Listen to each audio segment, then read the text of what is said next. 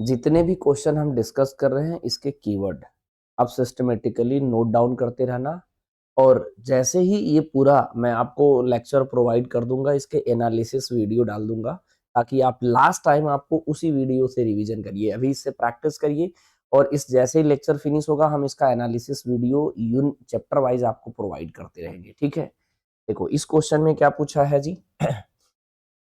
ये कह रहा है two resistance R1 this and R2 this are connected in parallel, the equivalent resistance of their parallel combination will be. ठीक है, तो ये सिंपल सा सवाल है। ये कह रहा है हमारे पास जो है पूछ क्या रहा है जी, आर इक्विवेलेंट को हम क्या मान लेते हैं, आर इक्विवेलेंट तो सिंपली आर मान लेते हैं, डेल्टा आर इक्विवेलेंट को सिंपली हम डेल्टा आर मान ले रहे हैं, क्योंकि आर इक्विवेलेंट जनरली हर जगह लिखेंगे नहीं, ये सिंपल है। आपको पता है कि पैरेलल में अगर आपको आंसर इसमें पूछा क्या है, इसमें पूछा है R plus minus delta R पूछा है, यानी आपको एब्सोल्यूट एरर निकालना होगा। ठीक है, ये एनसीईआरटी का एग्जाम्पल लगाओगे तो उसमें इस पैटर्न का क्वेश्चन मिल जाएगा, लेकिन उसकी सोल्यूशन यूज ना करिएगा, क्योंकि उसमें थोड़े से टफ और टाइम टेकन है। ठीक है, एनसीईआरटी में ये वाला फॉर्मूला यूज किया है, डेल्टा आर अपॉन आर का square equal to delta R one upon R one का square plus delta R two divided by R two का। इसे अगर आपको प्रैक्टिस करना होगा तो एक बार कर लेना। एक्चुअल में ये जो आर है, ये आर क्या होता है हमारा जी, R one R two divided by R one plus R two होता है। सिंपली यहाँ पर एक आर को मैं उधर मल्टीप्लाई कर दूंगा, और उस आर की वैल्यू रखने के बाद जो फॉर्मेट बनेगा उसमें अगर डायरेक्ट आप वैल्यू रखते हो तो आंसर तुरंत आ जाएगा। एक्चुअल में इसमें अभी मैं सॉल्व करके या तो मैं दिखाई दे रहा हूँ, देखो मैं क्या करने वाला हूँ, इधर कर दे रहा हूँ।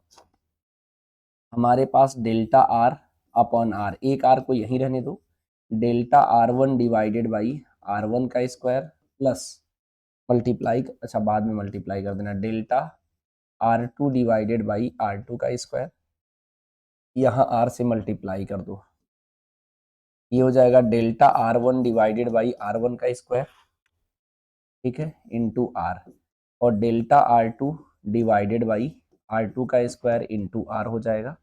इसे सिंप्लीफाई करेंगे तो डेल्टा आर वन, ये हो जाएगा आर वन का स्क्वायर, आर अभी बताया हूँ क्या होता है, R one R two divided by R one plus R two होता है। ठीक है, एक आर वन से एक आर वन कट जाएगा, यहाँ पर क्या लिखना है, delta R two divided by R two into R की वैल्यू क्या रखना है, R one R two divided by R one plus R two. ठीक है, यहाँ से एक आर टू कट जाएगा, तो हमारा फॉर्मूला क्या बनेगा, delta R one upon R one bracket में R two divided by R one plus R two. ध्यान से समझना, ये क्या है जी, delta R two divided by R two bracket में क्या हो जाएगा जी, R one divided by R one plus R two, simple. ठीक है, ये है हमारा डेल्टा आर अपॉन आर, ये है हमारा। अच्छा, इसे याद करने का सबसे सिंपल तरीका क्या है कि delta R one upon R one करोगे तो यहाँ आर टू ऊपर है, delta R two upon R two करोगे तो आर वन ऊपर है, नीचे R one plus R two है। अगर इसी को परसेंटेज एरर में लिखना होगा,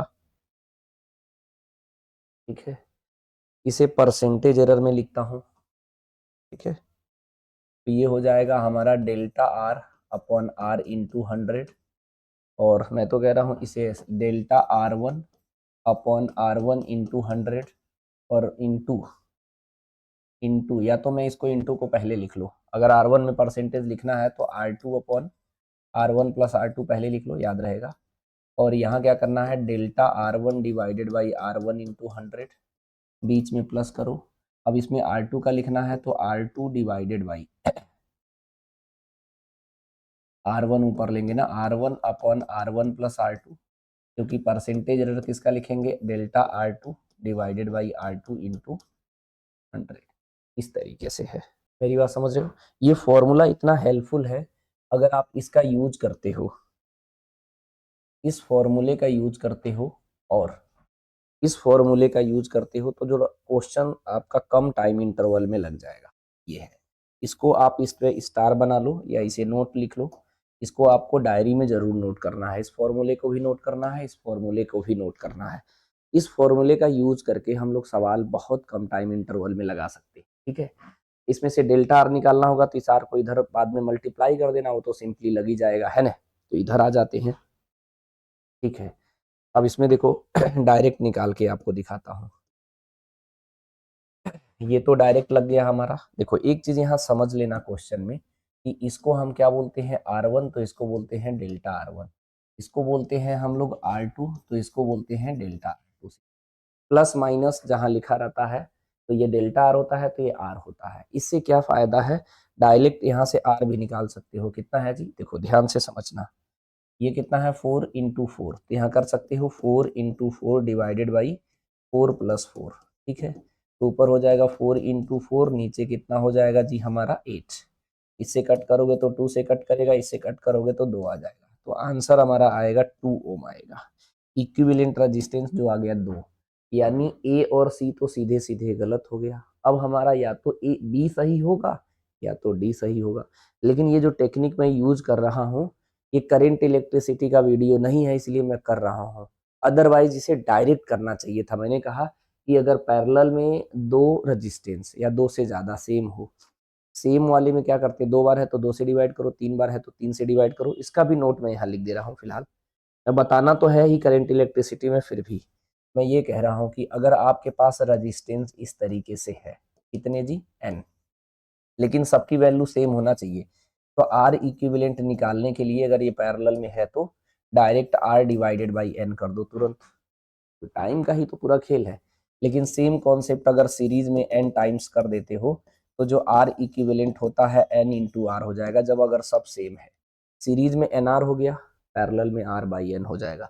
इससे आपको क्या पता चलता कि भाई यार ये तो 4 है, ये 4 है, तो 4 2 बार है पैरेलल में, तो 4/2 तो 2 ओम आ गया, तो डायरेक्ट हम ए और सी को खत्म कर देते। अब हमें निकालना है डेल्टा आर, समझे कि नहीं। Delta R divided by R, ठीक है।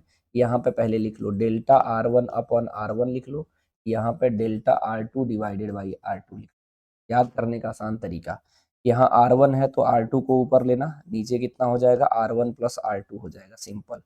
बीच में प्लस लगाओ, यहाँ R2 है तो R1 को ऊपर लेना, तो नीचे कितना हो जाएगा R1 प्लस R2। एक्चुअल में जो फॉर्मेट बना रहे हो उसे लर्न करने का भी आसान टेक्निक ढूंढते रहो, ताकि आसानी से लर्न रहे। इससे कैलकुलेशन थोड़ा सा आपका इजी हो जाएगा। देखो मैं आपके साथ करता हूँ, R2 की वैल्यू इसमें डालो जरा। R2 की वैल्यू कितनी है जी 4, ठीक है। और नीचे कितना हो जाएगा 4 प्लस 4, ठीक है। डेल्टा R1, डेल्टा R1 कितना है जी 0.8 डिवाइडेड बाई 4, बीच में प्लस। R1 कितना है जी 4 अपॉन 4 प्लस 4, दोनों सेम ही है तो कोई टेंशन ही नहीं है ना। और delta R2 0.4 divided by 4, simple. कितना इजी कैलकुलेशन है, नहीं है। अब इसमें करना क्या है, अगर इसे हमें सिंप्लीफाई करना होगा तो ये कितना हो जाएगा, इससे ये कितना हो जाएगा, मैं एक बार लिख देता हूँ, 4/8 इंटू 0.8 डिवाइडेड बाई 4, साथ में इसको भी लिख लेते हैं, तो ये कितना हो जाएगा 4/8 इंटू 0.4 डिवाइडेड बाई 4, ठीक है। तो ये कट करोगे तो ये 0.1 हो जाएगा, 4 से तो 4 कट गया। ये कट करेंगे तो ये हो जाएगा 0.1 हो जाएगा, और इसे कट करेंगे तो हमारा कितना आ जाएगा जी 2 आ जाएगा, ठीक है। तो 0.1, इसको यहाँ पर सिंप्लीफाई मत करना, यहाँ पे भी 0.1, यहाँ पे भी 0.1, ये 1/2 है। तो कैलकुलेशन जो है मैं इधर कर लेता हूँ, ठीक है। यहाँ कर देता हूँ delta R divided by R की वैल्यू कितना आया 0.1, 0.1 प्लस 0.1 डिवाइडेड बाई 2। बहुत सारे बच्चे इसको लगेंगे डिवाइड करने, ऐसी गलती बिल्कुल ना करो। क्या करना है आपको, आपको करना है एलसीएम लेना है, तो 0.2 प्लस 0.1 डिवाइडेड बाई 2, और ये है डेल्टा आर अपॉन आर। तो आर की वैल्यू 2 ही तो था, तो 2 से 2 कट गया, तो डेल्टा आर की वैल्यू कितना हो गया 0.3। तो R plus minus delta R, R की वैल्यू पहले ही बताए थे 2 है, और डेल्टा आर की वैल्यू 0.3 हो गया। तो डायरेक्ट इसका कौन सा आंसर टिक करेंगे जी, डी वाला। अगर ये परसेंट में पूछा होता तभी इसी टेक्निक का इस्तेमाल करते, ये चीज़ केयरफुली ध्यान रखना। अगर आप सिस्टमेटिकली प्रैक्टिस करते हो तो कहीं भी कंफ्यूजन बिल्कुल नहीं होगा। इस क्वेश्चन में क्या बोल रहा है जी, जरा ध्यान से देखना। ये कह रहा है if the length of pendulum in a pendulum clock increase by 0.1%, then error in the time per day, ठीक है, सिंपल। मतलब कितना परसेंट इंक्रीज कर रहा है जी लेंथ में, 0.1%। ई की वैल्यू क्या यूज करते हैं हम लोग, ई इक्वल टू कितना होता है, 2 पाई अंडर रूट L/G होता है। मेरी बात समझे कि नहीं। इसमें अगर इसका फॉर्मेट हम लोग बनाएंगे डायरेक्टली तो कैसे लिखेंगे, delta T upon T into 100 equal to, percent में अगर बनाएंगे तो ये हो जाएगा 1/2 delta L upon L into 100, ठीक है। इसकी वैल्यू 9.8 होगा, ये तो कांस्टेंट है तो उससे कोई मतलब नहीं है। इसमें कितना है, 0.1%, ठीक है। तो इसको रखेंगे हम लोग क्या, 1/2 इंटू 0.1, ठीक है। अगर इसमें डेल्टा टी पूछ रहा है तो डेल्टा टी की वैल्यू कितना हो जाएगा, 1/2 into 0.1 into T divided by 100। तो सिंप्लीफाई करके चेक कर लेते हैं भाई कितना आ रहा है। तो डेल्टा टी की वैल्यू कितना हो जाएगा, 1/2 0.1 टाइम पर डे बोला है, यानी 24 इंटू 60 सेकेंड में पूछा है ना, अपॉन 100। मैं तो कह रहा हूँ इसे कट कर देंगे तो ये 12 हो जाएगा। उसके बाद 12 6 जा 72, तो एक बार लिख लेते हैं 0.1, ठीक है, इंटू 720 इंटू 60 डिवाइडेड बाई 100, ठीक है। अब कुछ नहीं करना, ये 2 जीरो से 2 जीरो कैंसिल करो। अब इसका मल्टीप्लाई करके जरा देख लो, ठीक है। आपको ओरल आना चाहिए, 72 का 6 में मल्टीप्लाई करो, 6 टू जा कितना आएगा 12, 6 टू जा 12, 42 42 और ये 43 हो जाएगा, 432 हो गया, 432 और ये पॉइंट में है तो 43.2 सेकेंड इतना आएगा हमारा टाइम में एरर, ठीक है। एब्सोल्यूट एरर पूछा था ये, तो फर्स्ट ऑप्शन करेक्ट है। बहुत सारे बच्चों को लगेगा कि जी भी चेंज कर दो, जब तक अगर जी के बारे में कोई एरर या कोई उसके बारे में जिक्र नहीं कर रहा है तो जबरदस्ती एरर मत निकाल दीजिएगा। अर्थ के सरफेस पे हम लोग जी की वैल्यू 9.8 मान के चलते हैं तो वो कांस्टेंट वैल्यू हुआ, उसमें कोई एरर नहीं होगा। जी में एरर कब करेंगे, हो सकता मैं एक्सपेरिमेंट ही जी का कर रहा हूँ तो बात अलग है। नेक्स्ट क्वेश्चन देखो, इसमें क्या पूछा है जी, ये कह रहा है E and H represented the intensity of electric field and magnetic field represented then the unit of E by H का यूनिट पूछ रहा है। तो सिर्फ आपको यूनिट तो पता होना चाहिए, इसका होता है वोल्ट पर मीटर, इसका होता है एम्पियर अपॉन मीटर। तो volt upon metre into metre upon ampere, इसको कट कर दो, ये हो जाएगा वोल्ट अपॉन एम्पियर। लेकिन आंसर जूल में न्यूटन में ऐसे दिया है तो थोड़ा सा आपको कॉमन सेंस लगाना होगा। V equal to I into R होता है तो आर की वैल्यू V अपॉन आई होता है। इसका होता है वोल्ट, इसका होता है एम्पियर। वोल्ट अपॉन एम्पियर को ही तो ओम बोलते हैं हम लोग, यानी इसको हम बोलेंगे ओम, समझे। ओम इसमें लिखा हुआ है तो बी ऑप्शन का। ये यूनिट का है, इसमें पेस्ट हो गया है, यूनिट एंड डायमेंशन के में एक सेपरेट आपको प्रोवाइड करेंगे लेक्चर। लेकिन अभी जितने भी पॉइंट डिस्कस कर रहा हूँ एक बार देखते सीरियसली रहना, और जो भी मैं नोट करने के लिए बोलूंगा जरूर नोट कर लेना है ना। नेक्स्ट क्वेश्चन देखो, इसमें क्या बोला है, ये कह रहा है कि a huge circular arc of length 4.4 light year subtended at an angle 4 second at the center of the circle, how long it would take for the body to complete 4 revolution if its speed is 8 AU per second। और सबसे बड़ी बात यह है कि मैं तो कहा था इसे लर्न रखो, 1 लाइट ईयर में 9.46 इंटू 10 की पावर 15 मीटर होता, पीछे मैंने कहा था वहां जरूरत पड़ गया था। 1 AU में 1.5 इंटू 10 की power 11 metre, at least value learn रखो, समझे कि नहीं समझे। अब इसमें हमें क्या करना है, सिंपल करना है। ये कह रहा है हमारा कि टाइम बताना है 4 रिवॉल्यूशन में, तो एक टाइम कितना होता है जी, एक चक्कर लगाने में कितना टाइम लगेगा, 2 pi R divided by we, ऐसे लगाना है हम लोग को, ठीक है। तो अगर हम टोटल टाइम निकालेंगे 4 रिवॉल्यूशन में तो कितना हो जाएगा, टोटल टाइम कितना हो जाएगा 4t हो जाएगा, ठीक है। तो t निकाल के 4 से डायरेक्टली मल्टीप्लाई कर सकते हैं, ये हो जाएगा 4 into 2 pi R divided by V. सब कुछ तो दे ही रखा है, समझे कि नहीं। ह्यूज सर्कुलर आर्क लेंथ, ये काफी बड़ा है लेकिन मैं तो बोर्ड पे छोटा ही बनाऊंगा, ऐसे है, ठीक है। ये कितना है जी, आर्क जो है 4.4 लाइट ईयर है। लाइट ईयर मतलब कितना दिया है जी, 9.46 इंटू 10 की पावर 15, ये आर्क दिया है ए बी, ठीक है। और ये कितना है एंगल, और इसको रेडियस मान, ठीक है, इस तरीके से घूमेगा, इसको कैपिटल आर माने हो, इसको भी कैपिटल आर मान लो फिर, ठीक है। एंगल इक्वल टू क्या होता है, arc upon radius A B upon R होता है। तो आर की वैल्यू कितना हो जाएगा जी, A B upon theta, simple. तो नॉर्मली हम इसे आराम से कैलकुलेट कर सकते हैं, है ना। तो आर की वैल्यू सिंपली अगर इधर कैलकुलेट कर लेते हैं, आर की वैल्यू, ए बी की वैल्यू कितना है जी, 4.4 इंटू 9.46 इंटू 10⁵, ठीक है। और एंगल कितना दिया है जी हमारा, 4 सेकेंड दिया है। पता है इसमें वैल्यू जो भी रखते हैं हम लोग किस में रखते हैं, रेडियन में। पता है 1 सेकेंड में कितना रेडियन होता है, 4.85 इंटू 10⁻⁻6 रेडियन होता है, ध्यान से समझना। तो हमारा 4 सेकेंड में कितना रेडियन हो जाएगा, 4 इंटू 4.85 इंटू 10⁻⁻6 रेडियन, ठीक है। तो यहाँ हो जाएगा कितना, 4 इंटू 4.85 इंटू 10⁻⁻6, ये आर की वैल्यू हो गया। अभी किसी को मल्टीप्लाई डिवाइड नहीं करना, लास्ट में कैलकुलेशन करा जाएगा जब आंसर मैच कर। और ये सारी चीजें इसीलिए मेरा लेक्चर में प्रॉपरली नोट करते रहना। यहाँ कहीं मैं डिस्कस किया था प्रॉपरली, हाँ, यहाँ एक क्वेश्चन डिस्कस किया था, तो यहाँ सारी चीजें डिटेल में बता दिया था, बार बार नहीं बताएंगे, टाइम नुकसान होगा, ठीक है। फिर उसके बाद मैंने यहाँ नोट भी लिखा था कि ये चीज जनरली लर्न भी होना चाहिए। 1 मिनट में 1 डिग्री में कितना मिनट होता है, 1 मिनट में कितना सेकेंड होता है, पाई रेडियन में 180 डिग्री, 1 डिग्री में कितना रेडियन होता है, और 1 मिनट में यहाँ 1 सेकेंड, डबल डंडी का मतलब सेकेंड होता है। ये वैल्यू जनरली लर्न ही रखना, क्योंकि ओल्ड एनसीईआरटी में ऐसे एग्जांपल्स दिए हैं, तो अगर पेपर में कभी बनेगा, क्योंकि जेईई मेंस में भी सवाल पूछ रहा है तो नीट में भी हो सकता है कभी घुमा फिरा के पूछ ले। मतलब हम जितने क्वेश्चन आपको प्रैक्टिस के लिए देंगे उसे इग्नोर बिल्कुल नहीं करना। तो अब ये हो गया हमारा, अब यही तो रखना है। v की वैल्यू भी दिया है कितना, ये दिया है v की वैल्यू, यहाँ दिया है हमारा 8 AU पर सेकेंड है।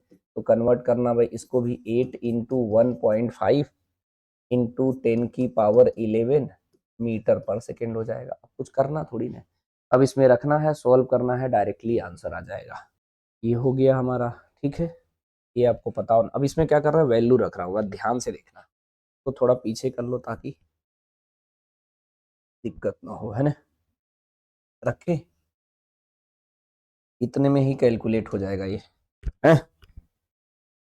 तो इसे हम लोग करेंगे t equal to 4, 2 into pi की वैल्यू 3.14 ले लेते हैं, और यहाँ पे कैपिटल आर मान लो, क्योंकि कैपिटल आर ही मान लिया हूँ यहाँ पे। तो कैपिटल आर की वैल्यू कितना है, यहाँ वी से कैपिटल आर की वैल्यू कर लो 4.4 इंटू 9.46 इंटू 10⁻15 से डिवाइड करना है। ये भी डिवाइड कर लो, 4 इंटू 4.85 इंटू 10⁻⁻6, और v की वैल्यू यहाँ पर निकाले हैं 8 इंटू 1.5 इंटू 10⁻11।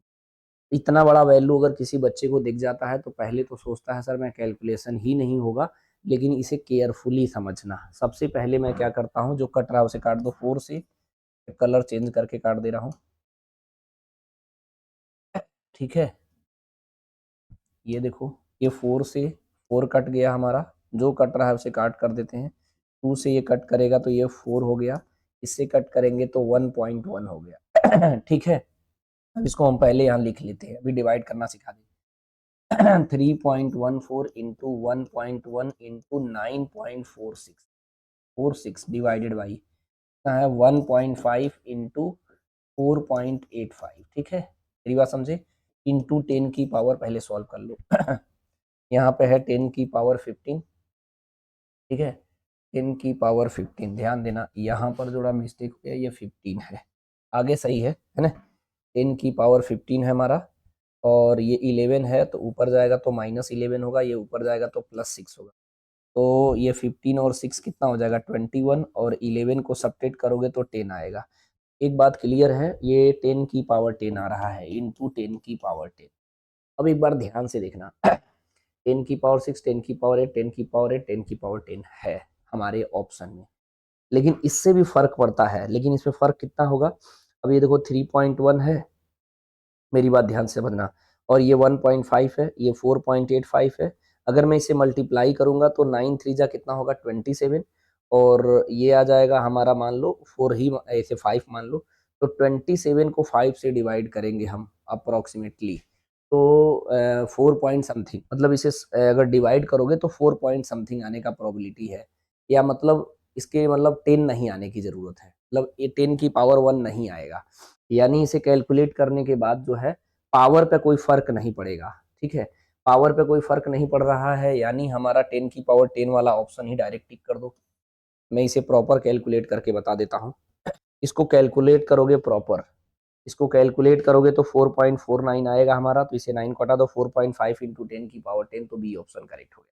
बहुत सारे बच्चे इसका कैलकुलेशन छोड़ के इग्नोर कर देते हैं, इसे बहुत सारे तरीके से आप रफली कर सकते हो। कितना था हमारा जी, 3.14 इंटू 1.1 इंटू 9.46 डिवाइडेड बाई कितना था हमारा जी, 1.5 इंटू 4.85। मेरी बात ध्यान से समझना, इसको हम क्या लिख सकते हैं, 3/2, तो 2 ऊपर चला जाएगा, 3.14 इंटू 1.1 इंटू 9.46 डिवाइडेड बाई 3 ऊपर, अच्छा क्या ऊपर गया, 2 ऊपर चला गया, तो नीचे कितना होगा 3, ये है 4.85। ध्यान से समझना, ये तो लगभग कट ही गया है ना।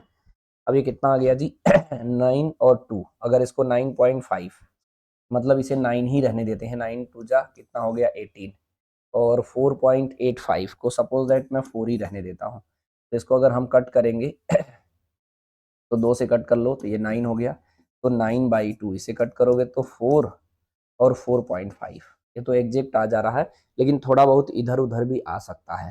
मेरी बात समझे कि नहीं, बोलो जी। तो हमारे कहने मतलब इसको सॉल्व करने का मकसद सिर्फ इतना है कि मतलब ये 45 नहीं आएगा, मतलब कि मतलब ये 10 की पावर में नहीं, मतलब 10 की पावर पे कोई फर्क नहीं कर रहा है, यहाँ से इमेजिन करना था कि भाई अगर ये 9 3 जा कितना होगा हमारा 27, और नीचे 5 से डिवाइड करेंगे तो 10 के आसपास तो कोई आने की प्रोबेबिलिटी नहीं है, क्योंकि ये भी 1.5 है, भी कोई वैल्यू बढ़ाएगा। अगर सपोज दैट थोड़ा सा डाउट हो सकता है कि 10 की पावर एक कम हो जाएगा तो 10 की पावर 9, लेकिन 10 की पावर 9 तो है ही नहीं, यानी डायरेक्ट इसे टिक कर सकते हैं। कैलकुलेशन को प्रॉपरली थोड़ा कैलकुलेट कर करके आप लोग स्ट्रांगली प्रैक्टिस करिएगा, क्योंकि इसकी बहुत नीड होती है। इस क्वेश्चन में क्या कह रहा है जी, जरा ध्यान से देखना। ये कह रहा है physical quantity y represented by the formula this if the percentage error in y m r l and g this and this respectively, then find the value of x and p। ऐसे भी कभी सवाल आ जाता है, बहुत सारे बच्चे इसे समझते हैं कि कुछ मिस्टेक है या कुछ वैल्यू कम है, नहीं, इसको ऑप्शन से ही चेक कर लेंगे, लेकिन ऑप्शन से चेक करने से पहले पहले ऐसे कर लिया करो y है, ये m है, ये r है, ये g है, ये l है, ऐसे कर लेने से थोड़ा सा रिड्यूस हो जाएगा। m का कितना दिया है यहाँ से देख लो पहले, यहाँ से इसका पहले लिख लो, है कि नहीं। m y का कितना है जी 18 है, m का कितना है 1, और उसके बाद r का कितना है 0.5 है, और l का कितना है 4, और इसका कितना है p, सिंपल।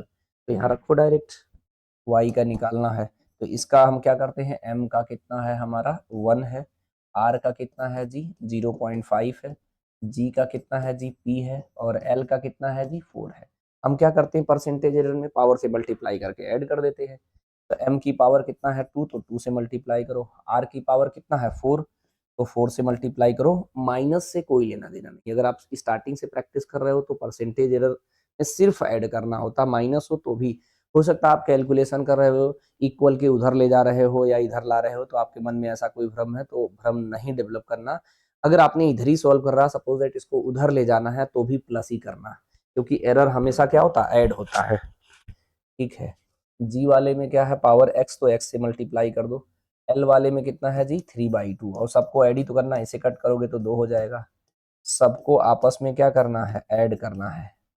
क्या करना है जी, ऐड करो जरा, तो ये कितना हो जाएगा 2, और ये कितना हो जाएगा 2, ये कितना हो गया xp, और ये कितना हो गया 6, ये कितना हो गया 10 प्लस xp, ये किसके इक्वल है, y में भी दे दिया है 18%। तो यहाँ से सॉल्व करो तो xp की वैल्यू कितना आ गया हमारा 8 आ गया। बहुत सारे बच्चे सोचेंगे कि एक इक्वेशन 2 अननोन, ऐसा कुछ नहीं है, समझिए बात को। ये हमारे पास जो है x तो पावर है ना, x हमारा पावर है, समझ गए, और p जो है परसेंटेज, मतलब p जो है एरर होगा, ठीक है। यानी ये हमारा x है, ये हमारा p है, ये हमारा x है, ये हमारा p है।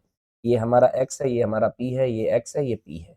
तो हो सकता है इन फ्यूचर आपके में भी इस तरीके से क्वेश्चन डिजाइन आता भी है, ऐसा नहीं है, लेकिन इस तरीके से जब क्वेश्चन आप लगाओ तो एक बार ऑप्शन जरूर देख लो। ये नहीं कि सॉल्व करके बैठे हो। बहुत सारे बच्चों को मैंने ऐसा भी देखा हूँ, सॉल्व तो कर लिए लेकिन टिक नहीं कर रहे हैं। क्यों? क्योंकि ऑप्शन समझ नहीं पा रहे हैं। ये भी समझना है। देखो अब 5 इंटू टू 8 थोड़ी ना होगा, ये तो 10 हो जाएगा, तो गलत। 4 इंटू 3 12 हो जाएगा, 8 थोड़ी ना होगा। 8 इंटू 2 16 हो जाएगा, ये भी गलत। इसका मल्टीप्लाई यही कर लो, थोड़ा वैसा लग रहा है। 16/3 इंटू 3/2, इससे ये कट गया तो इससे कट करोगे तो 8 आ गया, यानी डी ऑप्शन करेक्ट। अच्छा, अगर आप इतना कॉन्फिडेंस हो कि जो कर रहे हो बिल्कुल सही कर रहे हो, तो 3 ऑप्शन नहीं है तो चौथे ऑप्शन को चेक नहीं। देखो आप एग्जाम में एक एक सेकंड भी बचाने में सफल हो जाते हो तो बहुत सपोर्ट करेगा वो टाइम जो सेव करोगे। हो सकता है एक दो क्वेश्चन एक्स्ट्रा करके आओ जो आपका स्कोरिंग इंक्रीज करे। इसमें क्या है जी, ये कह रहा है the time period of the simple pendulum is given by this, the measured value of the length pendulum 10 centimetre, known to be 1 mm accuracy. The time 200 oscillation, the pendulum is found to be 100 second. Using a clock 1 second resolution, the percentage accuracy in the determination of g using the pendulum is x. The value of x to be nearest integer. ये बहुत easy सवाल है, इसमें कुछ भी नहीं करना है आपको। आपको टाइम पीरियड का फॉर्मूला सिंपल पेंडुलम का पता है, t equal to 2 pi √L/g होता है, सिंपल। ये लिख लेना है आपको। अच्छा दिया ही है, बहुत बढ़िया। इसको करो t² इक्वल टू 4 पाई² L/g। जी की वैल्यू आप लिखोगे तो कितना हो जाएगा जी हमारा 4 पाई² L डिवाइडेड बाई t², ऐसा हो जाएगा। मैंने करा क्या, इस जी को इधर लाया, t² को इधर ले गया, सिंपल सा काम किया। अब इसका फॉर्मूला मैं फिलहाल बना दे रहा हूँ, आप ऐसे ही तो लिखोगे delta G upon g into 100, लेकिन ट्राई डायरेक्ट ही प्रैक्टिस करना। 4 पाई², ये तो कांस्टेंट वैल्यू है तो इसे हटाओ भैया। ये हो जाएगा हमारा delta L divided by L into 100। इसका पावर कितना है 2, टाइम का स्क्वायर है, ठीक है। तो ये हो जाएगा 2 delta T upon T into 100, ये हो जाएगा सिंपल। अब क्वेश्चन में गिवन समझना, गिवन क्या दिया है। गिवन जो दिया है हमारा, ये जो दिया है सिंपल पेंडुलम का डेल से करते हैं, ये एल दिया है। एक्यूरेसी का मतलब होता है delta L. Delta L 1 mm दिया है। 1 mm का मतलब समझ रहे हो आप, इसको कन्वर्ट कर लो, सेंटीमीटर में है तो इसको भी 0.1 सेंटीमीटर। ये ध्यान रखना पड़ेगा। एक्चुअल में रेशियो रखते समय एक चीज का ध्यान देना कि इसका यूनिट ऊपर नीचे का सेम, ये चीज आपको ध्यान देना पड़ेगा, ठीक है। और ये एल कितना दिया है हमारा जी, 10 सेंटीमीटर हो गया। अब ये कह रहा है कि ये जो दिया है स्मॉल टी दिया है और ये दिया है डेल्टा टी। स्मॉल टी क्या है भाई, ये कहा है कि हमारा, ध्यान से समझना, ये बोला है कि अगर हमारा इस तरीके से सिंपल पेंडुलम है तो ये जब 200 ऑसिलेशंस करेगा तब टाइम कितना लगेगा हमारा, 100 सेकेंड लगेगा, और तब टाइम में जो एरर होगा 1 सेकेंड का होगा। लेकिन कैपिटल टी जो होता है 1 ऑसिलेशंस का होता है ना, तो इसमें बहुत सारे बच्चे करते क्या है कि 100 ऑसिलेशंस में 1 सेकेंड है तो 200 ऑसिलेशंस में आपको पता है तो 1 ऑसिलेशंस में कैलकुलेट करने लगते। ऐसी गलती बिल्कुल नहीं करना, मैं इसे लिख के बताता हूँ। अगर आपको टाइम निकालना है तो t डिवाइडेड बाई n करना पड़ेगा। n मतलब ऐसे ही बता दे रहा हूँ मैं, 200 ऑसिलेशंस में कितना टाइम लगा है, t लगा है, तो 1 ऑसिलेशन में कितना लगेगा, t डिवाइडेड बाई 200 लगेगा। मेरी बात समझे कि नहीं। इसी को बोलते हैं हम लोग टाइम पीरियड। एक ऑसिलेशंस में जो टाइम लेगा हमारा उसको बोलते हैं टाइम पीरियड, उसको बोलते हैं हम लोग टाइम पीरियड। यानी नंबर ऑफ ऑसिलेशंस को n मान लिया। n ये जो है हमारा न्यूमेरिकल वैल्यू है, क्या है जी, न्यूमेरिकल वैल्यू है, ठीक है। ये है न्यूमेरिकल वैल्यू, इसको ध्यान रखना, ये है हमारा न्यूमेरिकल वैल्यू है। अगर हम इसे लिखें delta T upon T into 100% में, तो इसको तो हटा देंगे ना, न्यूमेरिकल वैल्यू को कहाँ ही लेते हैं, ना उसका कोई यूनिट होगा, ना उसमें कोई डायमेंशन होगा, ना उसका कोई एरर होगा। तो हम लिख सकते हैं delta T upon T into 100। तो बहुत सारे बच्चे इसमें डायरेक्टली वही वाली वैल्यू रख के आंसर मैच करा लेते हैं, ठीक है, लेकिन उसका कैलकुलेशन सही नहीं कह सकते हैं। सब्जेक्टिव के हिसाब से आंसर तो मैच कर गया, लेकिन ये ध्यान देना कि इसमें और इसमें कोई फर्क नहीं पड़ता, इसीलिए हम इसे रिप्लेस करके क्या लिख सकते हैं, delta T upon T into 100। अब वैल्यू डाल दो इसमें, delta L 0.1 divided by 10 into 100, बीच में प्लस कर लो 2, delta T 1 second upon 100 into 100। Calculation देख रहे हो, बहुत ही ईजी दिया है, 100 से 100 कट गया, इसको कट करोगे तो एक डेसिमल इसके साथ, 10 से 10 कट गया तो 1+2 आएगा, 1+2 मतलब 3%।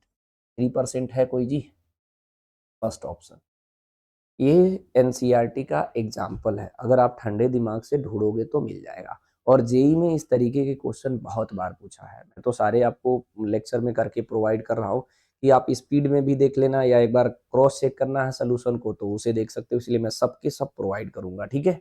इसमें क्या है हमारा जी, अब देखो सेम सेम सवाल मिल रहा है कि नहीं, मतलब वो जो था, अब इसमें थोड़े से कैलकुलेशन की बात अलग है। ये कौन से ईयर का था जी, ये है 21 का, 28, और सेम मिलता जुलता सवाल फिर आ गया। मैं तो फिलहाल इसे भी डिस्कस कर दे रहा हूँ, कोई बात नहीं है ना, ठीक है।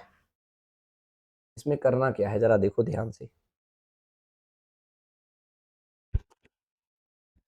इसमें कह रहा है the time period of oscillation of simple pendulum this measure the length L, ठीक है।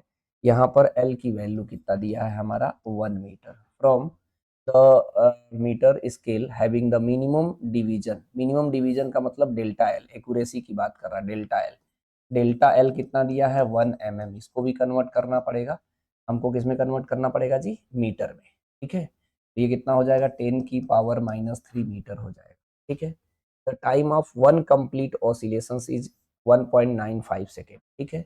From the stop watch the resolution this, समझे कि नहीं, ये डायरेक्ट टी दिया है, मतलब टी ही दिया है, 1.95 सेकेंड दे दिया है डायरेक्ट, और डेल्टा टीवी दे दिया है कैपिटल वाला 0.01 सेकेंड में, स्मॉल टी वाला कॉन्सेप्ट नहीं यूज होगा, क्योंकि ये वन ऑसिलेशन में साफ सुथरा time of one complete oscillation लगा, और उसमें गलती कितने की हो गई, इतने की, तो डायरेक्ट दिया है। तो फॉर्मूला तो वैसे ही बनेगा जहां मैंने वहां पे बनाया, टी की वैल्यू हमारे पास कितना है 2π√L/g। अच्छा थोड़ा थोड़ा चेंज करके दिया है, समझ रहे हो कि नहीं, ठीक है। अब इसमें क्या करना है हमको, फिर से वही कर लो, ये हो जाएगा t² = 4π² L/g। अब जिसको ये पहले से प्रैक्टिस होगा कर लेगा, तो g की वैल्यू कितना हो जाएगा 4π² L डिवाइडेड बाई t², ठीक है। अब इसका मुझे फॉर्मेट लिखना है भाई, इसका फॉर्मेट लिखेंगे तो g का कितना हो जाएगा जी, delta g upon g into 100 equal to, ये न्यूमेरिकल वैल्यू है तो इसे हटा लो, ये हो जाएगा delta L upon L into 100, बीच में प्लस करो, इसका पावर आगे कर लो, ये हो जाएगा delta T upon T into 100। सीधी सी बात है, मतलब इसमें कुछ आपको एक्स्ट्रा नहीं करना है, इसमें डायरेक्ट ही वैल्यू दिया है। जरा रखते हैं हम लोग, डेल्टा एल कितना दिया है जी 10⁻³ और ये 1 है, ये हो जाएगा हमारा 100, ठीक है। ये हो जाएगा 2, डेल्टा टी कितना दिया है 0.01 डिवाइडेड बाई 1.95 इंटू 100, समझे कि नहीं, बेसिक। इसको अगर हम सॉल्व करेंगे तो ये आ जाएगा 0.1, क्योंकि एक पावर बचेगा, और इसका डेसिमल हट जाएगा, इसे 2 मान लोगे तो कट लोगे तो ये 1 आ जाएगा, तो लगभग 1.1% आएगा। 1.1 मैं अप्रोक्सीमेटली निकाल रहा हूँ ना, 1.1, that mean C option correct है।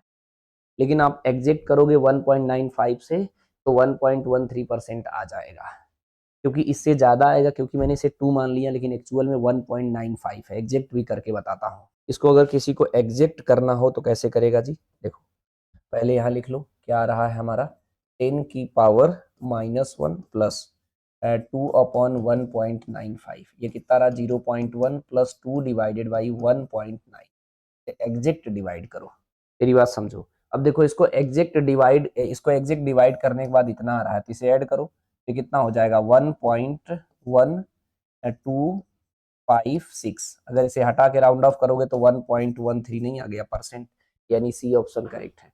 लेकिन ये ध्यान देना, इसके एग्जैक्ट निकालने के चक्कर में जो टाइम जाएगा ना वो बहुत नुकसान करेगा आपको, इसलिए ये समझो हमारा लगभग 1.1 आ रहा है, 1.3 है, 1.3 है, 1.03 है, 1.1, तो सी ऑप्शन को टिक करो, आगे बढ़ो। थोड़ा अपने पे टेस्ट करो, कैलकुलेशन को प्रॉपरली करो, फिर गलती कोई नहीं होगा। देखो फिर इस तरीके का सवाल आ गया, इसमें कह रहा कि a physical quantity Z depends on the 4 observable A B C D, और ये एक्सप्रेशन दिया है the percentage error in the measurement of A B C D, ठीक है, दिया है, respectively the percentage error in Z. तो इसका मैंने तरीका बताया था जेड में बताना है, यहाँ पर ए लिख लो, यहाँ बी लिख लो, यहाँ सी लिख लो, यहाँ डी, यही तो बता रहे थे जी। इसका तो सबसे आसान है, ये जिसके भी सेट में आता समझो फ्री के नंबर है। यहाँ से लिखो 2%, 1.5%, 4% और 2.5%। ए का पावर कितना है 2, तो 2 से मल्टीप्लाई कर लो। बी का पावर कितना है 2/3 से मल्टीप्लाई कर लो। सी का पावर रूट का मतलब हो जाएगा 1/2 से मल्टीप्लाई कर लो। डी की पावर कितना है 3 से। तो सिंपल है ना।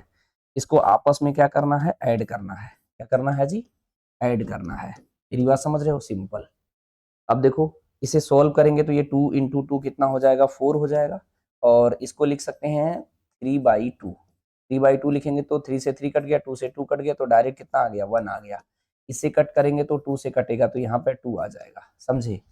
और ये करोगे 25 3 जा 75 होता है तो 7.5 आ जाएगा। अब इसे ऐड करो, 4 1 5, 5 2 7, 7 7 कितना हो जाएगा 14, 14.5% आएगा। यानी आपको सिर्फ ऐड करना था, डी ऑप्शन करेक्ट है। तो ऐसे ही कुछ सवाल आपको आसान भी मिलेगा, कुछ टफ मिलेगा। मैं तो एक सीरियल वाइज आपको प्रैक्टिस करा दे रहा हूँ, आप आराम से प्रैक्टिस करो। इसीलिए मैंने बोला हूँ कि मैं कंप्लीट एनालिसिस वीडियो इसीलिए प्रोवाइड करूंगा क्योंकि सारे क्वेश्चन मैं ऑलरेडी आपको करा चुका रहूंगा, है ना।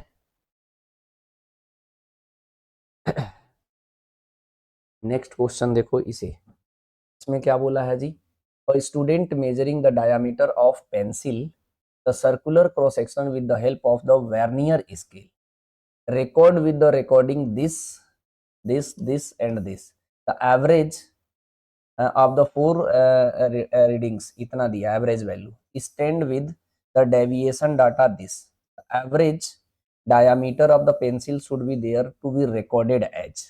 मेरी बात समझे, इसमें हमें सिग्निफिकेंट प्रिंसिपल का जो है अर्थमेटिक प्रिंसिपल, सिग्निफिकेंट फिगर के अर्थमेटिक ऑपरेशन को यूज करके इसका डायरेक्ट आंसर बताना है। करना कुछ नहीं है, समझे कि नहीं, खुद सोचो। अब इसका मीन निकालोगे, इसका कितने हैं जी 4, ये डेसिमल के बाद 2 डिजिट तक है तो आंसर डेसिमल के बाद 2 डिजिट तक देखेंगे हम लोग। तो इसमें कितना है 4, इसमें 4, इसमें 3, इसमें 2, तो डी ऑप्शन करेक्ट। मैंने कहा था बहुत रेयर कंडीशन में ऐसा होगा जो आपको पूरा सॉल्व करना पड़े। देख रहे हो जितने भी मैं आपको क्वेश्चन करा रहा हूँ, देख रहे हो डायरेक्टली हो जा रहा है, समझे। अगर ये दशमलव के 2 डिजिट तक है तो इसको भी हम दशमलव के 2 ही डिजिट तक लिखेंगे, समझ रहे हो कि नहीं। लेकिन इसे ध्यान देना, 3 को अगर हटाओगे तो 5 से छोटा है तो 7 में कुछ भी ऐड नहीं करोगे। लेकिन इसका राउंड ऑफ इसने, अच्छा इसमें ये नहीं कहा कि आप ऐड करके निकालो, इसको खुद ही इन इसको इसको इसको जोड़ के डिवाइड करके खुद बता दिया कि भैया इतना आएगा, समझे कि नहीं। तो ये बताओ अगर हमें यहीं तक लिखना 7 को हटाओगे तो 5 से बड़ा, तो बगल में एक ऐड कर दोगे तो 5.54 नहीं आ गया। सोचो एक ऐसा सवाल जिसमें खुद ही डिवाइड करके दे दिया, कह रहा खाली आंसर बता दो। यानी ये चाहता है कि आपको सिग्निफिकेंट फिगर के कॉन्सेप्ट आता है कि नहीं, समझे कि नहीं, समझे बात को, ठीक है। इसमें क्या बोल रहा है जी, a simple pendulum is being used to determine the value of gravitational acceleration g at a certain place. The length of the pendulum 25.0 centimeter and stopwatch with 1 second resolution. The measuring measures the time taken for 40 oscillations to be 50 second. The accuracy in G. Simple. ठीक है, फिर वैसा ही सवाल आ गया, नहीं आ गया, क्या आ गया जी, T equal to 2 pi under root L/G। फिर करोगे तो ये हो जाएगा T square equal to 4 pi square L/G हो जाएगा। मेरी बात समझ रहे हो। तो G को मैं इधर करूंगा तो ये हो जाएगा 4 pi square L divided by T square हो जाएगा, ये होगा हमारा। मेरी बात समझे।